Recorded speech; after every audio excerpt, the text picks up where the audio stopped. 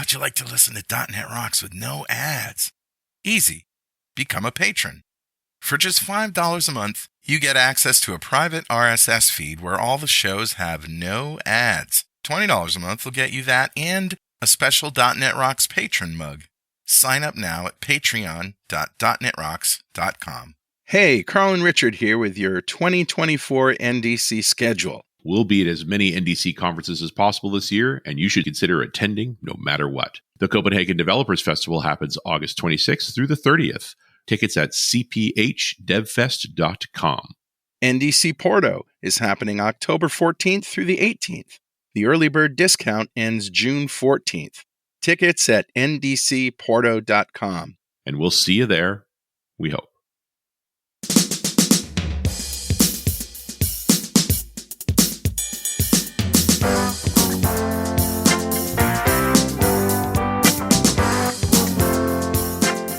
Hey, guess what? It's .NET Rocks again. Episode number 1909. Yeah. What's up? I'm Carl Franklin. That's Richard Campbell. Howdy. How are you? How are you? Hey, it's summertime. I like summertime. Summertime is good. And today, it's actually the heat lifted a little bit. Oh, good. Humidity is low. It's going to be a nice sunny day here in Connecticut. Don't jinx it. Don't jinx it. Yeah, you're right. I mean, I could say, the internet is working. There's no problems with IT. Don't be crazy now. The reason we're laughing about that is because there was a major outage this morning, the CrowdStrike problem. Yeah. Somebody pushed out an update on a Thursday, and it's literally raced around the world and causes machines to blue screen. And now that they're cleaning it up, because of course, presumably, when you actually hear this show 2 weeks after we recorded it, everything will be fine. Or you'll never hear the show because the world has collapsed. I saw a great meme on Facebook of there's this picture of a little girl turning to a camera and she's watching a house fire, and it might be from. It didn't look like it was from Firestarter. Remember, but it's that like movie? Meme photo, right? It's a meme photo, yeah. So the little girl's looking over her shoulder at the camera and smiling wryly. Yeah, a bit of a diabolical smile. Yeah, and so there's a blue screen of death pasted over the fire, and it said, "Linux users be like." Well, once again, we have this reminder of how, because it's shut down the airlines. Oh, yeah. Right? Like people use this software everywhere. And it's like, once again, a reminder of software runs the world. And maybe we need more discipline. We should also dispel that myth that Azure had a problem too, right? Yeah, because clearly it wasn't Azure. It was virtual machines and virtual PCs that were running CrowdStrike. Yeah. The blue screen. And then people were complaining that Azure was failing. But that's not the case. At this moment... Right. Who knows? Again, you're going to hear this 2 weeks after we recorded it. We're in the midst of this thing right now. And I'm like, I have all the empathy in the world, especially making run ads and collecting all those stories from administrators. Like, do not throw stones in your glass house, man. We're all got our troubles. Right. We won't tempt the gods of vengeance and irony. You damn right. They have a way of smacking us down. Yeah, they'll let you know. Yeah. All right, I got a nice one for Better Know Framework, so roll the crazy music. Awesome. All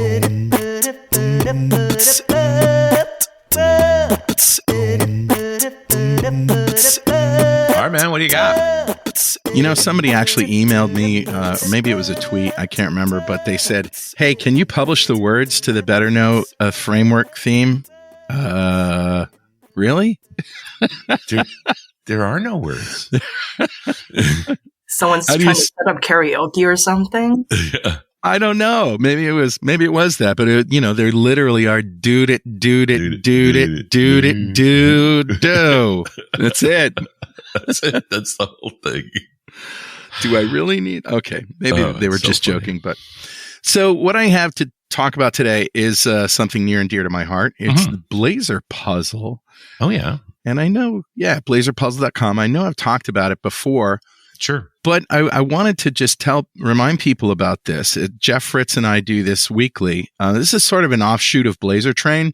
Yeah. Once Blazer Train got saturated with topics, and it became more about maintenance for new versions of .NET, we started this new thing. And the whole idea is that we give you a problem. Maybe we say, here's a program, a simple Blazor app, and there's an issue. What is the issue and how do we fix it?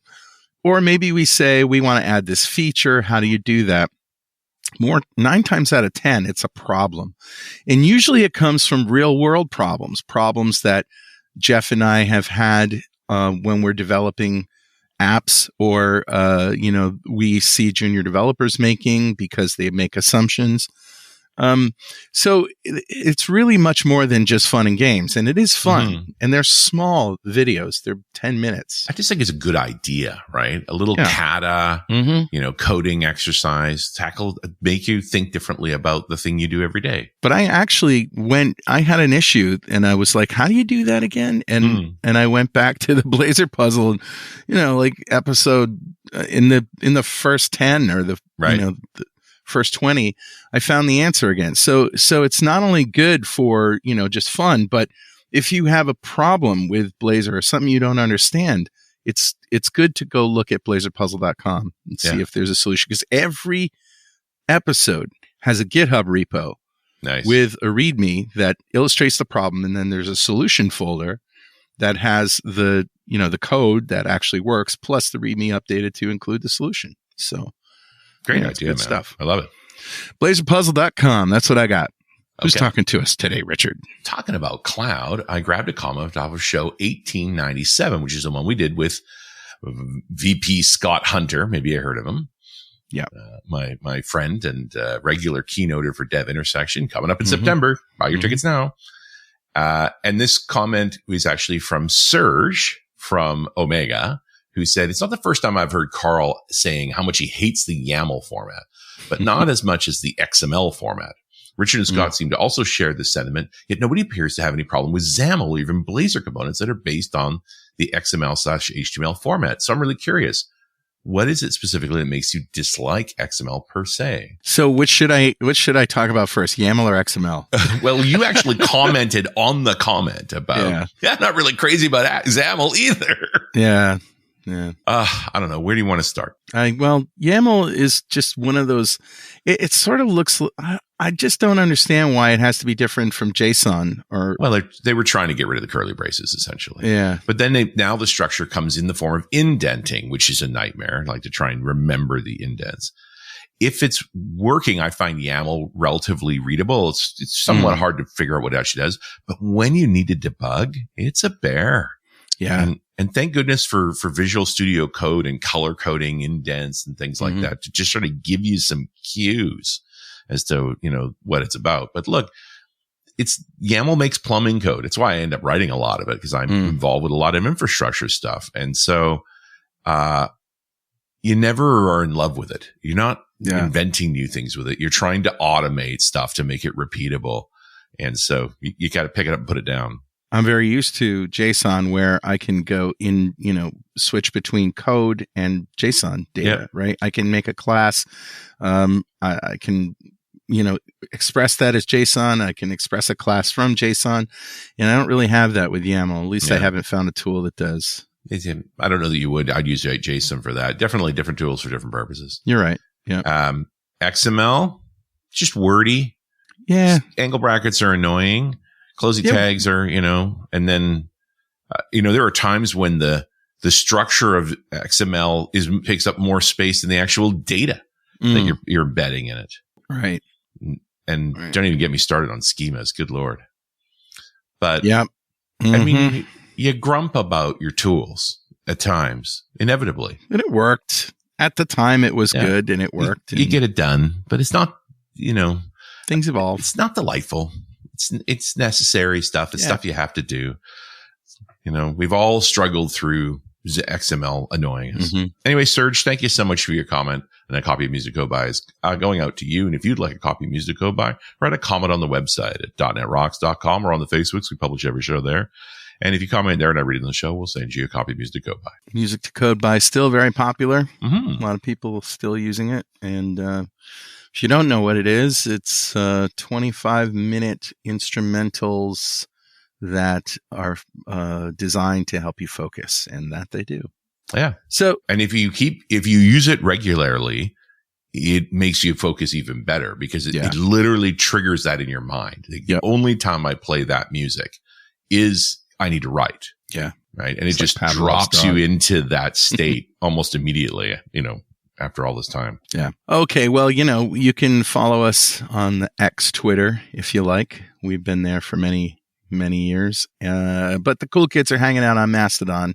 I'm at Carl Franklin at techhub.social. And I'm Rich Campbell at mastodon.social. Send us a toot. That's another way that you can get some music to code by and get a comment read on the show. Okay, let's get to the actual content of .NET Rocks. I'd like to introduce our guest, Jiachen Jiang.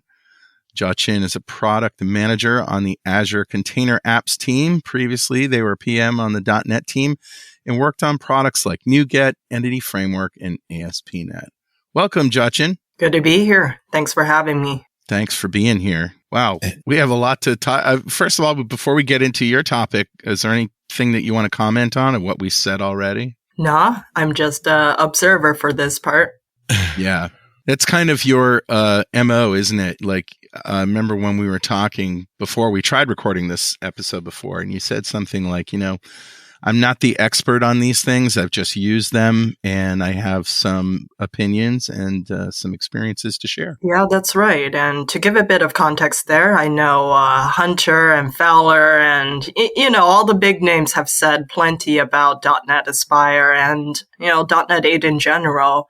And what I'm bringing in is I don't have a whole lot of knowledge. All my knowledge has come from screwing around, usually getting burnt, and asking plenty of questions. So what I'm hoping to talk about today is more of a big picture view on, these buzzword topics, not as a person who's built the actual thing, but as someone who's been using it a bunch and been talking to a lot of people who've been using it a bunch. Great. So how do you even describe Aspire? Because I think Fowler struggled with this when we talked to him back in January. Like, I know he helped make the thing, and he knows it's important, but how do you tell people about it? Yeah. So I've spoken about Aspire at a couple conferences so far, and I've learned the hard way just how difficult that particular problem is. Personally, I think, a lot of conversation around .NET Aspire makes it seem like this one coherent, concrete thing, right? Like, you use Aspire, you don't use Aspire, where there's really 3 functionalities that are part of it that you're not locked into using all 3, right? You can pick and choose from what you need. And those 3 functionalities are the Aspire dashboard, which, that's the big, everyone sees the nice UI for viewing data. And then we have the library of curated components. So it's nice to be able to go in and see, all right, this is something I can use. This is not something I can use. I don't have to worry about things getting deprecated over time. Then the last, which I think gets brought up front and center a lot, which is the orchestration capabilities. I think different members of the .NET community have different opinions on that one because it is taking a lot of existing functionality, things that you can do in Docker Compose, and really putting it into a different, hopefully more usable format. I like to, and I came up with a good way to describe it to developers who are already used to, the process using Visual Studio, for example. I think of Aspire like a Visual Studio template on steroids. If you think of what a Visual Studio template does, it gives you all of the basic things that you need to accomplish something. Right. No, I think that's a great way of putting it because let's take a step back from .NET Aspire and even just talk about the problem that it's trying to solve, right? So microservices, big buzzword of the 2020s, even the late 2010s. there's been this huge hype. Everyone goes, all right, like distributed applications, like that's the right way to write my application. Now, I've seen a lot of people just get really disillusioned, get really just seeing the dark side of microservices really quickly. Mhm. I don't know how familiar y'all are with the Gartner cycle. Mm-hmm. Hype cycle. That's right. yeah, That's Been right. talking about in the context of the AI wave. Oh, big yeah. time, Oh, right? yeah. hmm So just a bit of additional context for any viewers who are not as familiar. It's a sort of, anything that comes out to hype is going to be met with this sort of trough of disappointment where they realize the reality of things. That's Then why there's- my coffee tastes weird, because this is AI coffee Oh, no. right here. It's AI coffee. And, Oh, no. it just started getting a little more bitter. I don't know. That's right. That's right. Sure, that's not you. hmm Yeah, it's all AI, right? But ideally, the move after that trough of disappointment is the slope of enlightenment, where you Right. figure out, okay, this is how I actually make this useful for me. Mm. And hopefully you reach the plateau of productivity. Now, Right. I was looking at the talks for these conferences I presented on, and, half of all the microservices related talks were about how hard they were and alternatives and potentially even moving back to monolith architectures. So I think there's this issue of people have to be able to try microservices and understand that mental model that does Mhm. in a way that doesn't involve diving right into the complexity of infrastructure and configuration. And what I see .NET Aspire solving is providing that mental model. I think Carl put it in a good way with the templates on steroids, right? Mhm. But just letting people think about it in terms of functionality and code instead of, hey, here's the 10 things you need to do in order to Right. even get started. But the Right. good news is, when you want to use one of those things in the Aspire template, let's say, it's configured correctly. Right. I like to think of it as, those command strips or the hangers where you can just stick a double-sided tape on and just put it on the wall. You don't have to figure out the Structural integrity. integration yourself. That's Yeah. right. Well, therein lies the problem when you start experimenting with this stuff. It's like, have I just configured it wrong, or is my Right, code right. defective? Like, there's too many moving parts. So Exactly. at least having this, as Carl's describing, a template. I've also used the word scaffolding Yeah. to Mhm. put all those right pieces in place. But what are those right pieces? Right, exactly. And everyone's scenario is different, right? You can't Mhm. go to Scott Hunter and say, hey, does this work for me? Yeah. You really have to try and fail as quickly as you can, iterate as much as you can. Yeah. And right now it takes a whole lot of investment in order to even get there. Yeah. It makes me Yeah. wonder if developers don't get to a place where they get it to work and then they're like, okay, now don't touch it. And Yeah, yeah. Well, here's a story. One of my customers has a Blazor server application, and it's doing very well in the wild. And they wanted to add Aspire to it, and so Jeff Fritz did the job, and it worked. I mean, but that was a totally different, the brownfield experience, totally different from the greenfield experience. Mhm. Mhm. And it took a little, tweaking and understanding, and duplication of some things. Like, we were already using Poly in the application, and Mhm. so there we had to figure out, which one we're going to use, the HTTP client factory or Poly itself, that kind of thing. But other than that, it was pretty smooth. Mhm. I don't know how familiar y'all are with, the FIFA series of video games. They essentially it's this sports game Yeah. where It's they Electronic Arts, right? Soccer. Right. It releases constant. It's been around for a while, and they release new editions.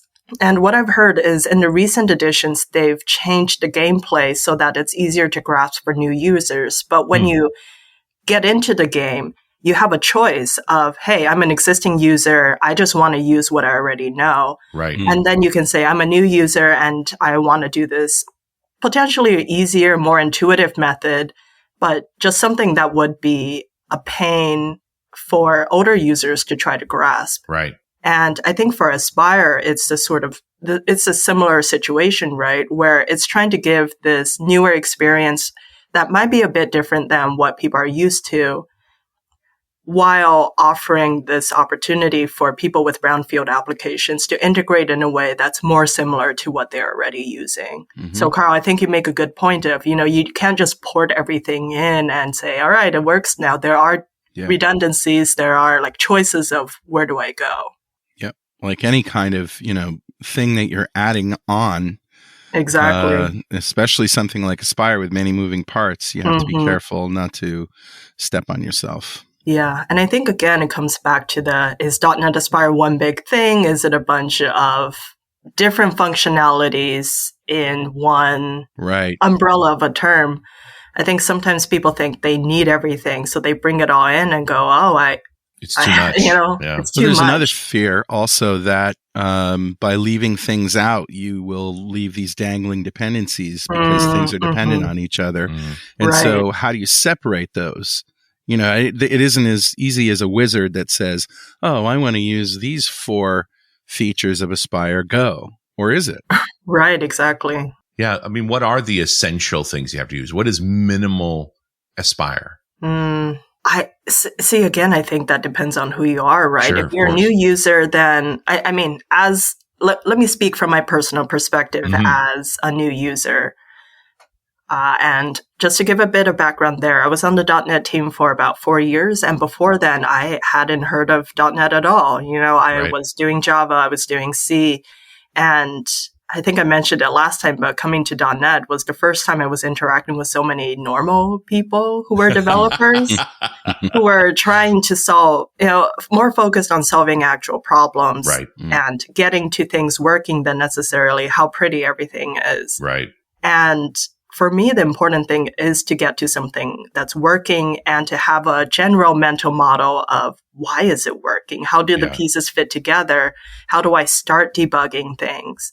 And for me, at least, Essential Aspire really has to do with the orchestration process of being able to start off and see, okay, here are my component pieces. Here's the app host that controls how all of these talk to each other. But for someone who's more experienced than I am, right, who already knows Docker Compose, who have done this a gazillion times, maybe the Aspire dashboard is actually more important to them. Maybe the library of curated components is more helpful. So, in that library, I would say the first thing for me would be open telemetry. The cool thing is open telemetry, again, for new people, right? The observability of an application is not necessarily, first and foremost in their minds. They want to get things working, and it's when they fall into the deep end with the debugging that they realize, oh, shoot, I actually have to think about all this stuff. Yeah. But with Aspire, all that open telemetry is built in.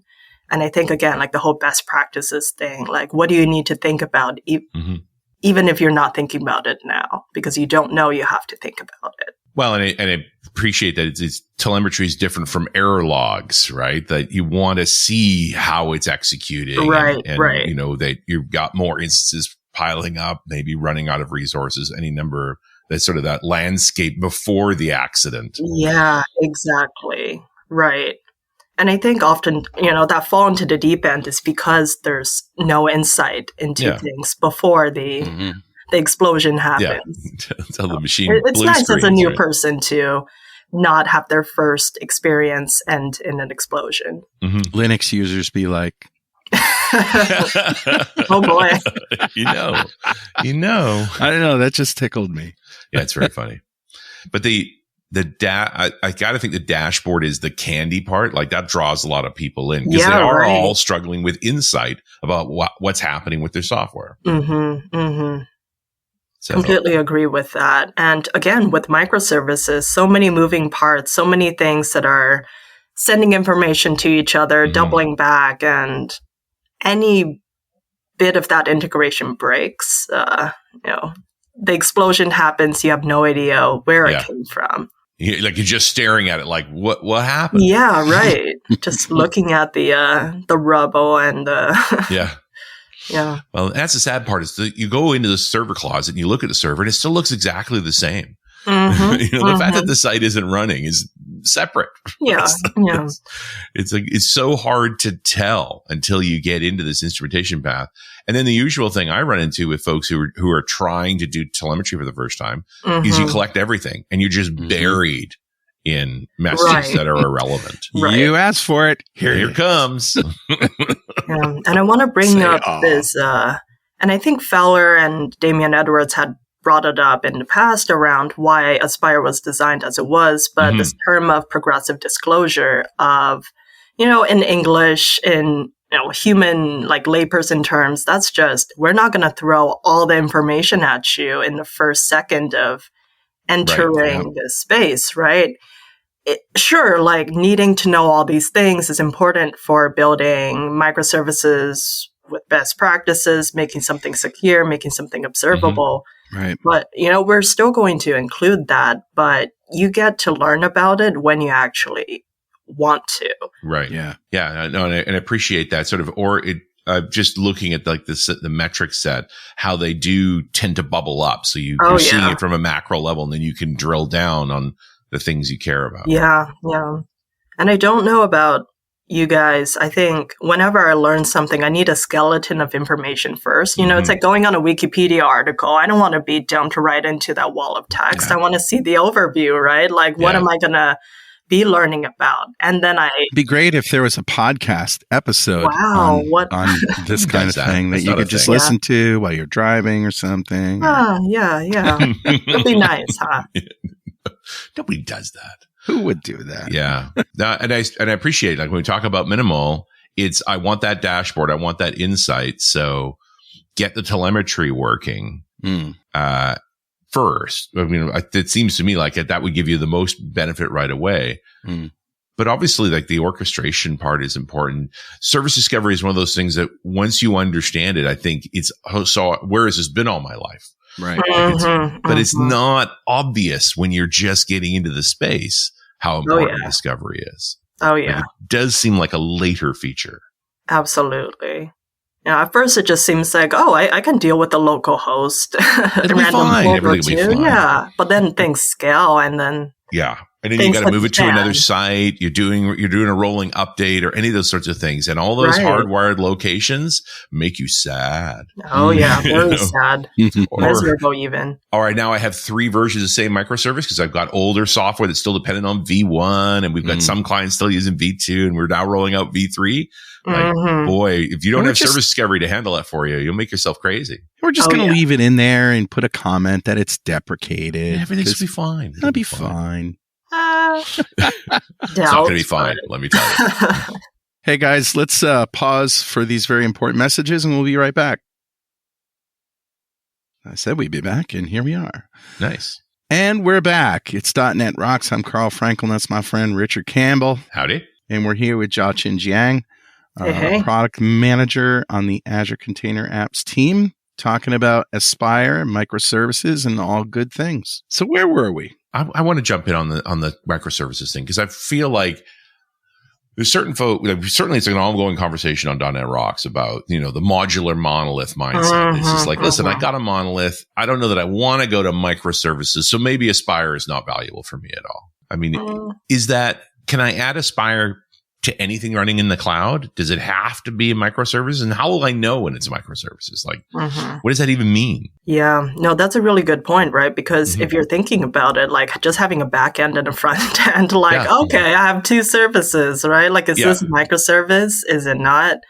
And let me know if this is .NET Rocks. It's not Azure Container Apps Rocks or whatever. But I think being on this team gave me this insight into microservices. What is not, like how just vague that definition really is. Yes, it's terrible. Right? Exactly.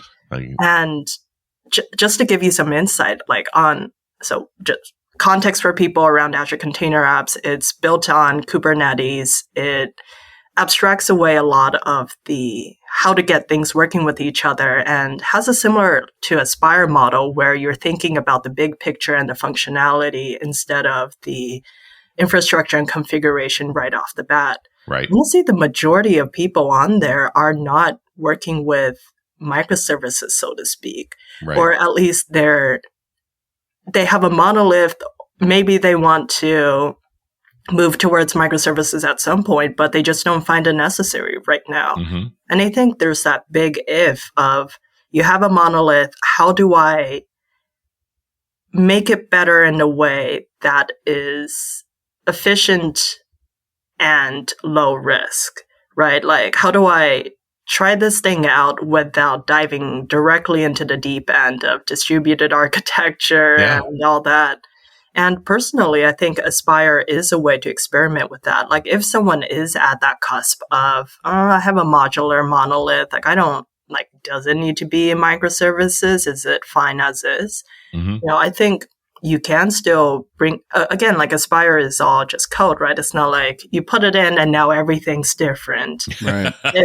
You know, it's not a whole new game. It's just it's DLC, still your so code, to just speak. it's added some things to it to, Yeah, in theory, make exactly. your life easier. Like, Yeah, in theory, right? So Makes you your can add code it in. wicked smat. Right. See if it actually makes your life easier. Yeah. But is Azure Container Apps a critical part of this? Do I need to have my app in containers Not at before all. I can? So, I I mean, appreciate that. .NET is very much built by developers, Mhm. and like the whole idea of it really came from the developers. And the idea is we don't want to force you to use any tool. Like, there's really great integration with AWS. You can deploy it to your own Kubernetes cluster. I think honestly, right? It's Microsoft, it's Azure. Like, they will have a really strong road towards Azure Container Apps. And that involves, and I'm happy to talk more about this a little bit, the Azure Developer CLI, AZD, yet another new acronym to add to the stable of acronyms. Before we get into that, I just want to make a comment here that veteran .NET developers like Richard and myself, we went through the whole, series of years there where .NET was evolving. And very early on, we noticed that .NET developers were kind of looking at every new feature that came out as if it was a zero-sum game, right? Does that mean we're never going to use this? I remember the VB.NET versus C# wars. Does that mean that, C# is no longer the language we should use? And, after a while, it became obvious that what you're saying was true, which is that, no, we're giving you more choices. None of these new features are prescriptive or exclusive, basically saying that you should never use this, you should use this now. Absolutely. And I think it comes down to people know the best about their own projects and needs, right? Just because I work at Microsoft, just because Scott Hunter works at Microsoft, doesn't mean we can come in and say, hey, here's the best way to build your application, right? Like, we don't know that. All we can say is, we worked on a thing. It has helped a bunch of people. Maybe it can help you. Try it out. If it doesn't fit, you can always roll back.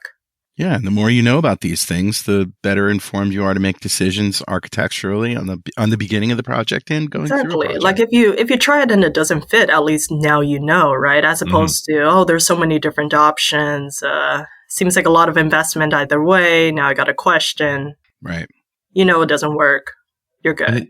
And I mean, you're giving us some choice, but at the same time, it is opinionated in the sense it's like, hey, if you're going to do instrumentation, it's open telemetry. Let me insert this code for you. If you feel strongly otherwise, sure, like you can make things work for you. But like, and then again, if you're using Raygun or some other tool that that is perfectly viable, and that's go right. for it. Nobody's saying that you should switch to using open telemetry just because it's new and cool. Yeah, and I will say on the opinions piece, it's great that .NET has offered so many options over the year. I will say when I first started, just seeing like the different versions of .NET I had to choose from and the different, just all the different options without necessarily an opinion on, hey, do this, do that. That was actually more difficult to me Yeah. than if I was presented with a couple different options, maybe one option at the beginning and then figure things out later on. So, I mean, this is the argument of what the hard thing is: opinionated enough that it's clearly useful and doesn't leave you having to make decisions you don't know how to make. right, But right. not so opinionated that you can't use it because it has no flexibility. Yeah. I do appreciate the idea that you have like good hooks into Elastic or into Right, Redis. right. It's like, what cache makes you happy? Use the one you want. I really like your point about the pain of being asked to make a decision that you don't know how to make. Yeah. Because personally, when it comes to development, I feel like I have to do a lot of that, right? Often. And it's like, oh, you want to do this? You want to do that? I'm like, I don't know what either of these things are, Yeah. right? I'm just rolling a die and hoping for the best. Yeah. Here's what I know. The app I started working on 6 months ago, that's on version 4, but it's been around for 5 years, is now not able to run fast enough for the number of users I've got.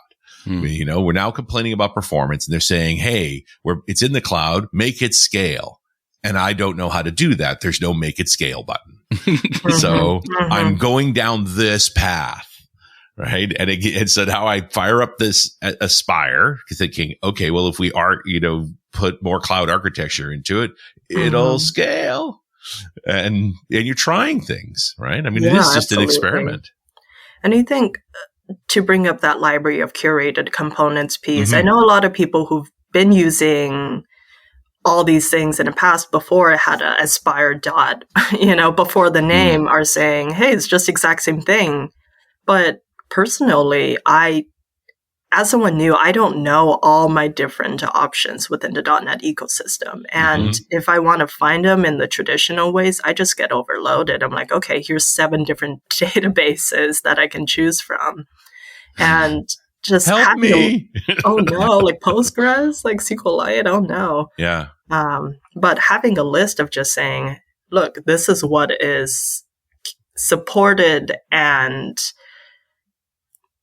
popular and has the most functionality, and being able to say, okay, maybe I want to add this thing in now to solve my problem. Right. And not to go on another digression, but I think people come in with problems to solve. They don't come in knowing, hey, here's my exact solution for my problem to solve. Let me find that solution. No, you're exactly right. And so, I mean, part of this is having the confidence to experiment. Exactly. Right. Exactly. Spin up a separate instance and play with these changes and then watch how it behaves. And to have the trust that you're not going to get screwed over if something goes wrong. These days, whenever I'm faced with a decision of what to use, I go to AI and I ask for a summary of these different things. And from those summaries, at least that's something that I can go look up and make sure that it's, validated. Yeah. And then, further have a conversation, given that this does that and the other does something else, which might be a good solution for me. And I may not end up going with the solution suggested by the AI, but at least it's a good place to start. I think I really like that point because, at least from my experience, it's always harder to write something from scratch than to criticize something that already exists, right? Like, yeah, I could see the first few times I'm using Aspire to generate orchestration code to then ask GitHub Copilot, what do you think of this code? What does it do? And see how it responds to it. You're really kind of getting another opinion, admittedly from a piece of software. Sure. Well, yeah, but it's good at summarizing language, which is, the language is already out there. Into text, so to speak. Yeah. That's an interesting angle on this, new way to write software is now that I have these generators, because it does spit code out for me based on what I need, I can, get an evaluation of that from another tool before I try and push it out into a test case. Yeah, exactly. Just think of your AI as like a first year of college intern, right? Yes, exactly. Go find all the info you can on X. Who occasionally takes inappropriate meds or something because it goes completely loopy. It's like, let's start that one over. They're getting better, aren't they?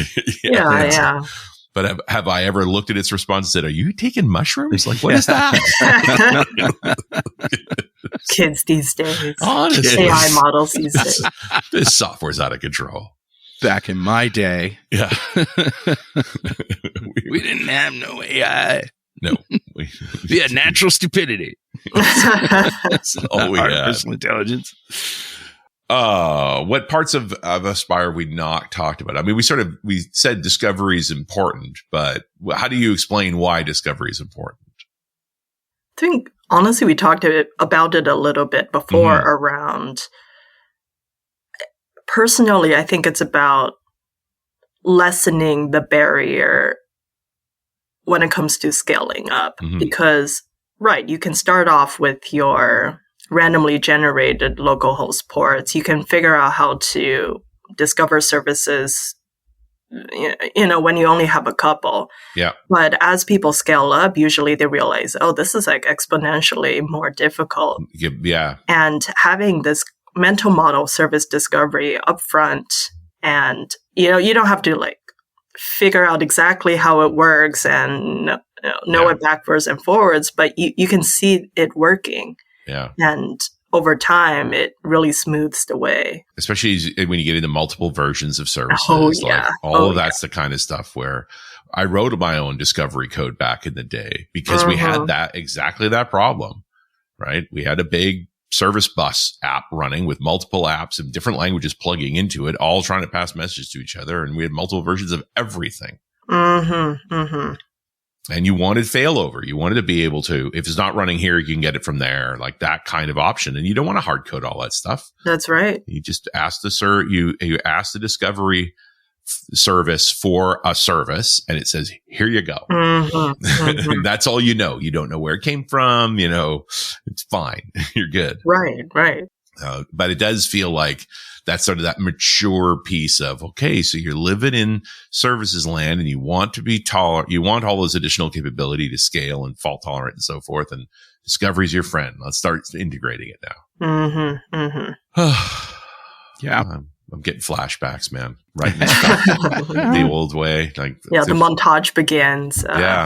Just remember how much battle it is. So the idea that I now have an opinionated template that says, okay, well, you're going to do discovery, approach it like this. This works well. Just make sure you don't snatch defeat out of the jaws of victory. That's a good way of putting it. It took me a moment, but oh yeah. Yeah. And you do need to get into containers for this too, right? Like if you're not already using containers, this is one of the hurdles also could be an easy way to get into containers, couldn't it? Yeah. Well, absolutely. Because it's doing a lot of the container plumbing for you. Absolutely. Less YAML. Well, I think it's the same amount of YAML. You just didn't write it yourself. Yeah, that's fine. Right. And I think the fact of all these, the YAML's still there, the Docker file's still there. It's there. You don't have to think about it too much. But when you do want to, you can come back and learn it. We haven't invented a new language or a new way to do this. All you're doing is generating a generally accepted approach to it. Right. Yeah. No, that's compelling because it's like figuring that stuff out yourself. It's doable, but it takes time and you don't know if you're working on the right thing. Like what I like about this is I could experiment. Just sort of let's kick it up and see what we think. Like, does that make sense? Yeah, exactly. Okay, let's revert and try it again. Do it a different way. Like we don't have to decide. It's generating a lot of that code for you. Yeah, absolutely. I think with containers, conceptually, it seems kind of, straightforward. Oh, I put my code in a box, it works everywhere. Yeah. But the reality of it, like getting it in there, making sure that they're orchestrated correctly, that that they're deployed correctly. And I guess that's where I can bring up a little bit of AZD, where I think there's a lot of misconceptions around that tool of it's bringing in this new magic way of doing things. You type in 2 commands and everything works. But under the covers, it's similar to how Aspire does it, where it generates the things that people are familiar with. It generates the bicep, but you don't have to think about it until you want to. Can you remind us what AZD is again? I mean, you talked about it briefly. Yeah, that's right. Yep. So AZD is the Azure Developer CLI. it is different from the Azure CLI, which is AZ. So you can see why there might be some confusion there. Yeah. But the core of AZD is it helps you deploy without becoming a bicep expert. Right. And it does that by generating bicep templates, essentially, based on the code and the project structure that you have. Oh, nice. And you can expose that using a command so that you can dive into the actual infrastructure code and you can edit it manually instead of just hoping for the best with the CLI command, right? Yeah. I mean, I know the names are correct. Azure CLI, Azure Developer CLI. It's just... right. And another acronym. And I appreciate that you're generating bicep. Right. Because, which ultimately turns into ARM templates under the hood. But at least it's I find bicep fairly readable. Mm-hmm. Yeah, it does seem like rational code. I was just... Right. It's still pretty... I've never reused bicep code between projects. Used the same code. I have cut and pasted stuff I figured out and put it somewhere else. But sounds like you need a generator, Richard. Yeah. Yeah, maybe. And I think what you're saying about bicep is readable, right? But the difficulty comes from writing it from scratch. Absolutely. Because I hear a lot of people say, look, like bicep is fine as long as I have something to start with. I can know what the structure is. I know I can edit things. I feel like you never write enough of it to be good at it. Yeah. Right? You need it when you need it, but it's always a struggle. I'm always looking at a previous example. Like you need another piece of code, and sometimes you'll take some of that code with you. So I kind of like that you're generating it for me rather than me cut and pasting it from elsewhere. Mm-hmm. That's right. All right. Well, I mean, and because this is always the reality of a quote unquote cloud native application is you do have to tell the cloud what resources you need. And you do want that automated to just spit it all out and then push your code, your compiled code into the right places and hook things up, get the orchestration working. That's right. Like this is part of the job, right? Mm-hmm. And for a lot of, software engineers, like they don't necessarily, that's not necessarily what they signed up for, right? No. They're here to build something. They're not here to be figuring out the deployment pipeline or so on necessarily, right? Are we waiting on more components? Like I've just went and grabbed the list off of Learn and I've included it in the show notes if folks want to look at it. So, I mean, it's all the ones you'd expect. Sure. SQL Server, Service Bus, stuff like that. Yeah. And then, Redis is there, but Elastic is not. Right. And I think the thing with the component library is, at least what I'm seeing is it's meant more as a like app store situation, but without the buying, selling, where it's not just Microsoft or even the .NET team who gets to create components.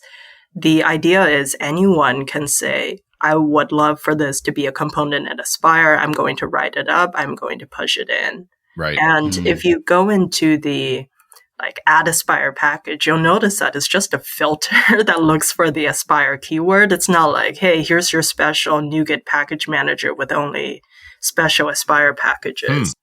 So it's, again, it feels like it's taking what's already there. It's just simplifying the discovery process. It's great. And I do like the idea of this is known to work with Aspire scaffolding. Right. So, you're not wrestling with something saying, am I doing it wrong or does it not work this way? Right. That is appreciated because it just makes life a little bit easier. I mean, you're one less battle to have. That's right. And when you're dealing with microservices with couple dozen, like so many moving pieces, you want to make sure that those moving pieces aren't going to fail on you in the middle of a race. And you want to be able to rely on them. Absolutely. And generally speaking, this is not about me making more components for myself running these things. It's me calling to that service, right? Like I don't want my own Redis containers. I want to call a Redis service. Right. Yeah. It's cool. Like that is a whole other set of things you need to learn. Oh yeah. And look, OpenAI is there. So if you want to include some LLM in your app, you've got to recognize service. You have an option. Yeah. So Jiachen, what's in your to-do list? What's next for you? Oh gosh. So I think the big question right now is over on the Azure Container App side, like how do we make this better for .NET developers? So Aspire is great. We're trying to do great, strong integration there, but vast majority of .NET developers are not using Aspire. They're, Sure. Yeah. And I just think that it's so far it's been difficult, but we're really trying to lower that barrier to entry around containers, recognizing that a lot of .NET developers aren't coming in with because, they hear about containers as a technology that is new and efficient and helpful, but they're not experts. And how to allow them to get started with a low barrier to entry without saying, hey, click one button and we take your code and do all the magic and just deploy it and you just have to trust in it, right? That only works in demos. Yeah. It doesn't work anywhere else. Yeah, exactly. But at least some guidance to say, right. Okay, you want to start using containers. Mm-hmm. And again, it's you don't want to use containers. You want to scale your app. You believe containers can help, and Aspire will help guide you down the path of doing that. Isn't that what Kubernetes was supposed to do? Just push a button and everything just sort of boom. Emphasis on supposed to, right? Yeah. I mean, it turned out to be kind of it's a complicated engine, man. It's complicated. Yeah. And Richard, I think what you said earlier really gets to that point of let people focus on the problems that they're solving instead of making them figure out the solution, right? Don't expect people to say, oh yeah, I really need containers, but rather, what are containers supposed to do for people? Yeah. I really need to allow more people to use this app at the same time without it tipping over. Right. I really need to know when it does tip over, what went wrong. I really need to be able to run multiple versions of services. I really need to be, able to have more people communicating with that and know when they're damaging the system or when we're creating, creating problems. One of the things that happens when you get into these bus type apps is a bad actor ends up on the backbone hammering messages inappropriately. It's a bug. It's not actually an evil person. It's a bad piece of software that could take the whole bus out. Yeah. And diagnosing that is a pain. Anything that can help me build that successfully, that's my friend. So, but you got to think by the time they're looking here, they're already struggling. Yeah. They're already they're saying evil words. They're saying we need to re-architect the application. Oh boy. That's a terrible statement. As the PM or as the owner, I'm saying let me get this straight. You're going to take a piece of software that more or less works right now. It has problems. You're going to try to fix it. You're going to do a bunch of things that introduce no new features, but take a lot of time and very likely break things that currently work. Wow, what a great trade deal there. Yeah. Ooh, right? And if you do your job perfectly, none of us will be able to tell. Right. The app will just be running. Did you lose a bet with God? You just drew the short straw for this problem. Well, we could talk a lot more, I know, but our time is up. So, Jiachen, thank you very much for enlightening us, and your perspective is great. Yeah, thanks so much for this. Yeah, absolutely. Thanks for the great conversations. It's nice to start off my Friday with, it feels like a little bit of stand-up comedy almost. Well, you got a couple of silly people on the line. So. We try. Right, great. Thanks so much. Thanks again, and we'll see you next time on .NET Rocks.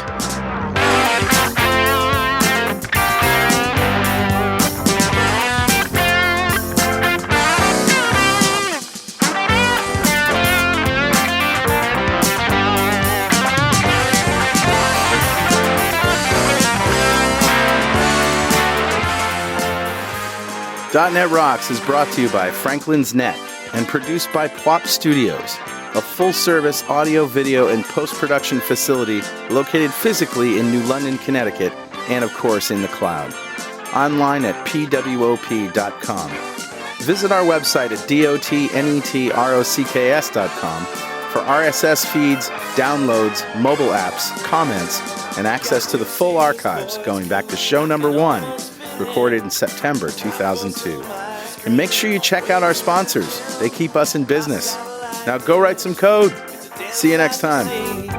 Got a transmitter banned by the FCC. Yes, I'm a toy boy. Life is hard.